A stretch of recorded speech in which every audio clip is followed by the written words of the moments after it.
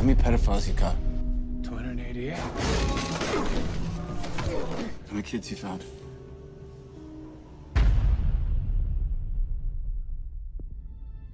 is the fastest growing international crime network that the world has ever seen.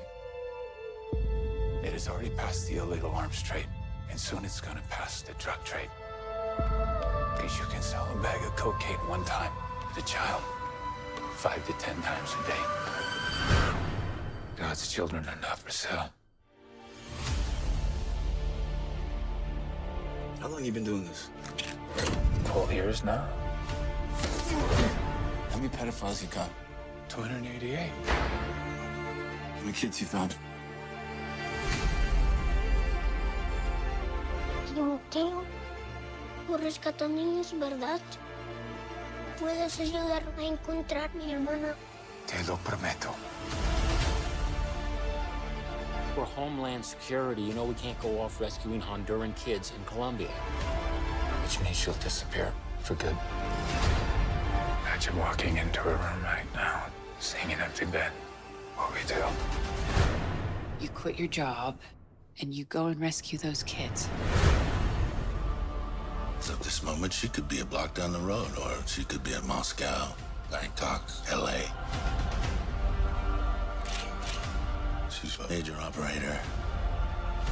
It's all rebel territory. No one goes in. Not the army, not the police, not us. What if this was your daughter?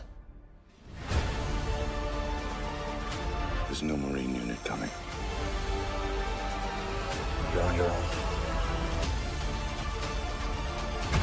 This job tears you to pieces. And this is my one chance to put those pieces back together. When God tells you what to do, you cannot hesitate.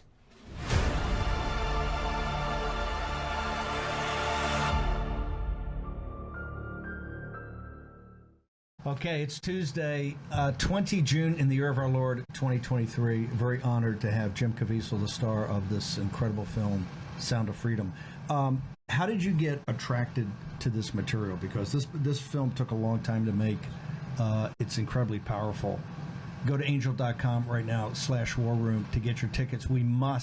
This is the task and purpose. We must sell out these theaters opening weekend to send a message to Hollywood. Angel.com /war room now. Get your tickets and get tickets for your friends.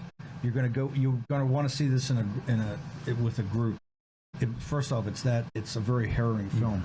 This material, you came out of the Passion of the Christ. Mm-hmm. You had a huge TV series.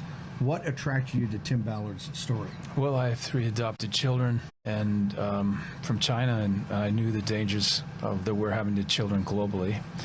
And then obviously the child trafficking in China. Yeah, just a lot of nefarious stuff going on. And then every time I do a film, I'm always working with agents all the time. So this would continually come up. You're working with agents about everything. The trafficking of No, just like I'll be working homicide and trafficking would come up. I'm working with ATF, trafficking would come up.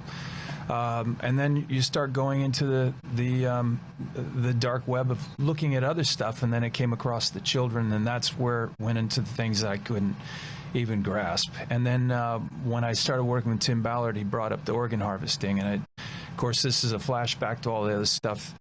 And so Tim was somebody that I also had my friends tell me what kind of guy he was, but they sent me the script. And I was blown away. Alejandro Monteverde and Eduardo Verástegui met with me, and then Tim Ballard wanted me based on 2 films I did. One was The Count of Monte Cristo, and the other was Passion of the Christ. And that's how it all came to be. Count of Monte Cristo is when Hollywood had you designated as the next big leading man, right? Yeah. Well, I lasted for 5 minutes, but then you hit the bid on the Passion. Passion. Your life went in a different direction. A different direction after that. What was it about Ballard's story that attracted you to it? Well, like the part I was saying earlier was that knowing what I went through and adopting our children and seeing the threats against children globally and the dangers with them. So I thought that this had what it could do, like what The Passion did. I mean, bringing people to their faith. And this part of it is taking action. And as I told you earlier, we don't have a country. We don't have a south border. By definition, you have to have borders, and we don't. And then drawing the light on what is truly going on. It's a $152 billion a year business. That's insane. 152 billion. 150. Is that the sex part, or is that the sex and the organ harvesting part combined? So the trafficking part is 32 billion. 32 to 34 billion is buying and selling the children.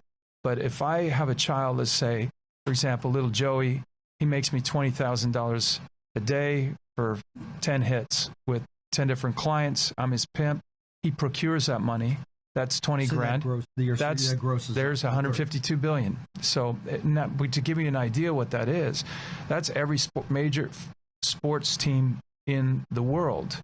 All the NBA, all the Major League Baseball, all World Cup soccer, NFL, all that combined, and still not 152.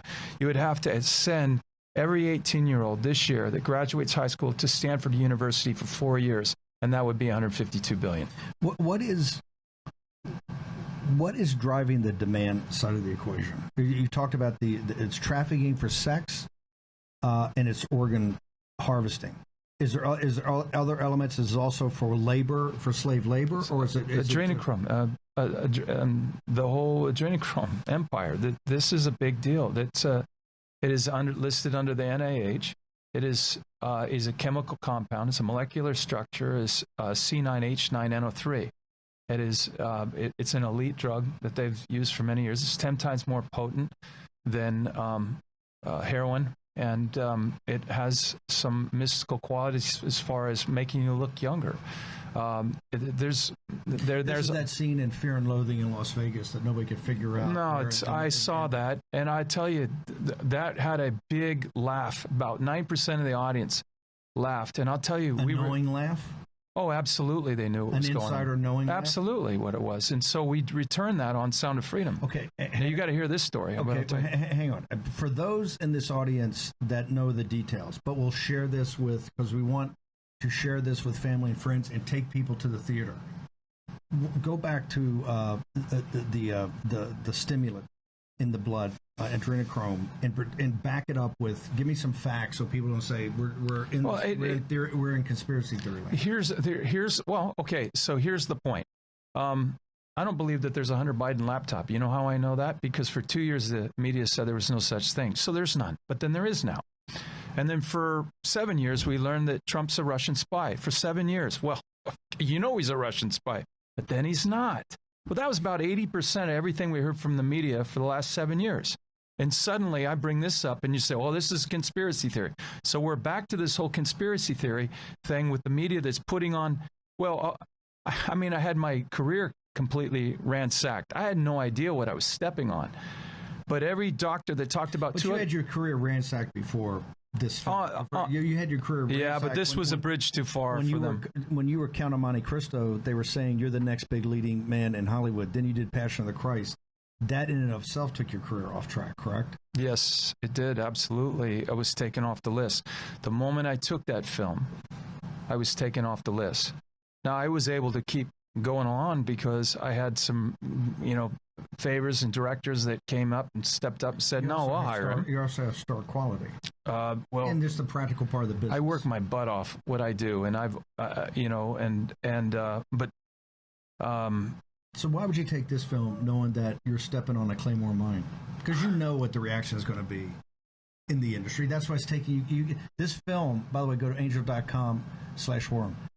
The film, I think, is as close to a masterpiece as far as filmmaking goes. Yeah. Right? Particularly an action film like this it's also a thriller. Yes. But it's taken you 3 years to get distribution. The Angel.com guys stepped up. You must have known when you read the script. You must have known in meeting with Tim Ballard where this was going to lead you. Yeah, but I saw something that was so beautiful. A film that really affects me a lot is It's a Wonderful Life. Now, that seems like a reach, but I'll tell you this. Jimmy Stewart did 26 missions over Germany, Nazi Germany. He ran it's not the B-17, but anyway, I'll come back to you in a second on that one. But anyway, he you have to absolutely have quiet comms, and he was the leading commander. And when you're flying through flak, a lot of those planes go down and you hear the screams go on. I'm sure that affected him tremendously when he was doing that scene where he says, God, if you're out there, and that's bar scene. And It's a Wonderful Life. Now, here's a guy that's going to commit suicide. He's at the end of his rope, and he said, God, if you're out there, please help me. That greatly affected me. And when I read this, where this guy, Tim Ballard, is out there, God, please help me. And he goes out there and risks his life for this little girl. You know, Jesus talks about, you know, the kingdom of heaven is like a pearl, right, that you'd sell everything for. And this guy goes out and actually does it. And I thought of how, you know, like King David, you know, David, before he was a boy, 16, his own father rejected him, and he can't believe that Goliath is talking all these horrible words about him, and he comes off that hill and he tells those commanders what to do, and he goes off because he's going to face his Goliath. And this guy has that David quality. My son's named David. There is something about that just moved me. And yeah, there were a lot of actors that turned out, and all they saw was the trafficking and everything. But this thing hits your heart and makes you do incredible things. And we, as a country, my God, our republic, to save it, we have got to pull it together. We got to pull our shit together and save our children. If not our country, our republic, we got to save our children. How is the United States as the New Jerusalem? How can we be the drivers of demand on this worldwide, and both for the sex part of it with children and the organ harvest? I'm going to tell you how this is going to happen. You go into a movie like this, just like The Passion of the Christ. You see that movie and your heart's on fire, and all of a sudden, you know, God can take you and to do amazing things. Like He did with me, He came to me and asked me to become an actor, and I said, "Oh yes," but you know, it was impossible. I thought, you know. Now, when you go to a movie like this and you start going, and all of a sudden it sheds this light and it starts spreading across the country, and then we get all these whistleblowers. See, Steve, I want these whistleblowers, the guys that showed me this stuff. And then they'll have the courage because they're terrified. They feel they're going to die, right? So those guys come forward and start blowing the whistle, like Miss Rodas did on April 26th, and drawing a light and saying that 85,000 children died. I guarantee you it's much more than that. The numbers that Tim were giving me were so astronomical. And so this is a clear and present danger, and we've got to get behind these warriors, and we got to get behind our country, and we got to be by the people again. You want whistleblowers to come forward. Absolutely. Because Tim Ballard. And this film has the power to do that. This film, when you watch it, you just all of a sudden, I'm not afraid anymore. Like The Passion was. Because of what Tim Ballard did. Absolutely. You know, on Passion of the Christ, we had two guys come forward and say they committed murders 20 years earlier. They realized, wow, when this thing all runs out, they ain't going to go. They're not. They came forward and said, you know what, I got away with committing murders. Okay. This has a power that some agent sitting there watches this and says, I don't care. I know what I've seen. I know what's there, and I'm not afraid of the truth any longer. Part of the story is where Tim Ballard is at DHS. He's assigned to this. He's a group leader. They tell him, come home, and we're aborting the mission, and he refuses to do that. That's correct. We want those whistleblowers inside our government to start coming forward about what really is going on. It goes back to the line in the film, when God tells you to do something, you don't hesitate. Because God's children are not for sale. That's correct. What, in the making of Passion, knowing you for many years, the making of Passion had so many supernatural efforts to stop it, and it had you and Mel and the rest of the team had a clearly a spiritual journey or catharsis. Yes. Did it happen in the making of this movie with you, or is it happening in trying to get this movie? Because people, when you say this movie, you're going to sit there and go, how can this movie be in the can for 2 years or 3 years and not be seen by people? Somebody must be suppressing this. Well, we showed it in a theater in Vegas of 1,500 people. They were in there, and they were, during one particular part, they kept talking. So I think it was like 5 screenings, but at the end, I got to talk to all of them. And I said, why were you talking in this particular part? And all 5 screenings you did. And they all started yelling out, Epstein Island. So in this movie, there is a sex island, because Epstein Island isn't the only sex island out there. What do you mean? Okay, talk about the sex island, because this thing is dealing with Colombia. Talk about the sex island. In this particular film, Well, they do a raid, and the lady that ran that operation, she was out. She was out of prison. You see, so you've got a lot of agencies that are involved in this. Why wasn't she in prison? So he was down there talking to their side of their government, saying, "Do you understand when this film comes out, it's going to shine a light on you, and if you don't put her back in prison, you're going to have problems." Because Eduardo, when he was on the show the other day, he's saying that between the Mexican government and other governments, that there's not just even a conspiracy, that's where these kids are trafficked up from for the demand to the United States. Do you also think that inside the U.S.? 100%. All the three-letter agencies are all involved. Absolutely. I'm not saying all of the people are all, but the ones that are the most powerful, they're protecting. They're protecting this information from getting out. You mean CIA, DNI, all of them, FBI? yes. Mm-hmm. Yeah. Why would they not be? Well, let me just say, like, Fast and Furious, and you heard about that. I said, oh, that's a conspiracy theory. And then you go, wow, why does the cartel? This is the gun running operation. Yeah, but why does MS-13 have the most advanced guns? Why do we at Sinaloa gangs have all? How come 110,000 people died or disappeared in Mexico City? Where did they go? And they're starting pulling people out of body bags now. This is just insane with our military, our special forces, and we don't take care of this.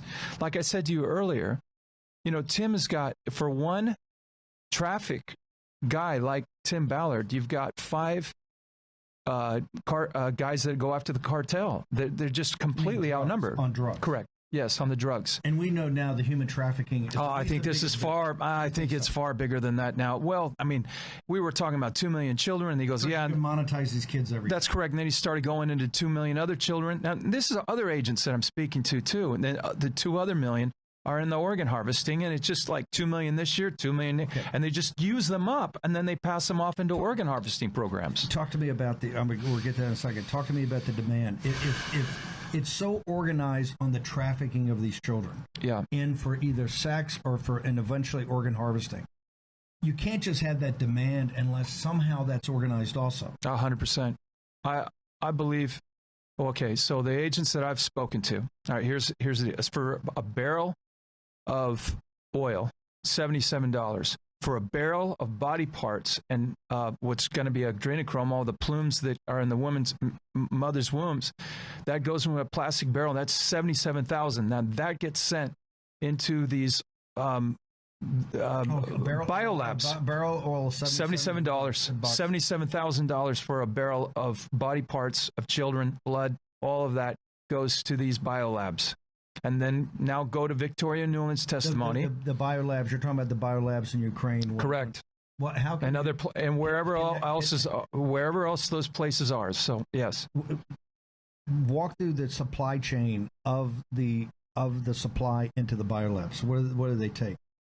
As far as I can't give you the molecular structure. I can give you.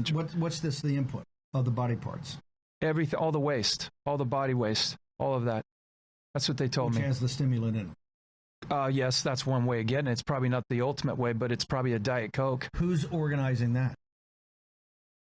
I would have to say definitely that it has to be in the 3-letter agencies. So your contention and what you want, you're in. I'm saying this. You say there's smoke, there's fire. Okay, so if I say to a media person, 2 + what = 5, and I say 3, and the media will immediately say, how do you know? Did you see a 3? That's what it's like. If you go to Vegas and you win 1,000 hands in a row in blackjack, do you think there's cheating going on?